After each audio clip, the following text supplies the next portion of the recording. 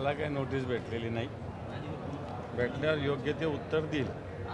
कंबोजचं अजून जे जे काय काढत आहे ते बाहेर करेल. आणि अशी नोटीस पाठवायचा त्याला कोणताही अधिकार नाही, हे मी सांगतो. हो, आज संजय देशमुखांच्या मतदारसंघामध्ये उद्धवसाहेबांची सभा होणार आहे. 1,10,000चा लीड या मतदारसंघातून त्यांना भेटला होता. संजय देशमुखांचा मतदारसंघ नाही, हा शिवसेना प्रमुख बाळासाहेब ठाकरेंचा मतदारसंघ आहे. माननीय उद्धवजी ठाकरे साहेबांचा मतदारसंघ. हा संजय देशमुखाच्या बापाचा मतदारसंघ नाही आहे. समजलं?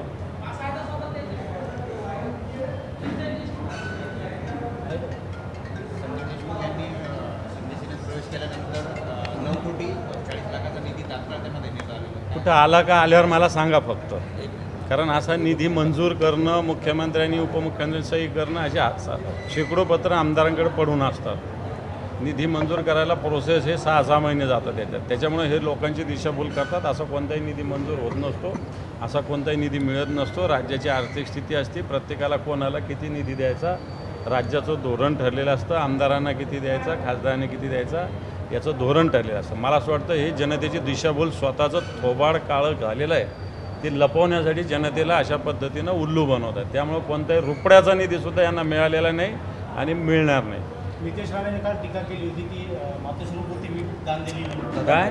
नितेश राणेने काल टीका केली की मातोश्रीनं कोणतीच वीट दान दिलेली नाही, त्याचा पुरावा. मला असं वाटतं त्या नितेश राणे भाटक्याला सांगावं की ज्या राम मंदिराच्या याच्यात चोरी झाली, डाके घातले, त्याच्याविषयी बोला आता. आणि हिंदूंनीच केलं. हा रामाचं नाव घेत होते ना, रामाच्या मंदिरसुद्धा यांना पुरलेलं नाही, त्याच्याविषयी बोलावं म्हणा. आणि वीट दिली होती त्याचा काय त्या नितेश राणेला पुरावा द्यायची गरज नाही आहे. वीट जाहीररित्या शिवसेनेनं दिली होती राम मंदिराच्या न्यासाला.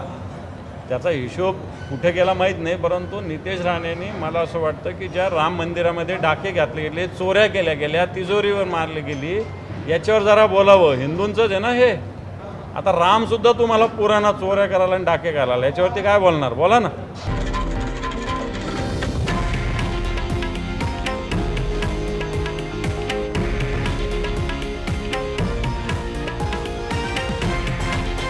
हे आहे देशातील नंबर 1 न्यूज नेटवर्क आणि आपण पाहत आहात TV9 मराठी, एकमेव.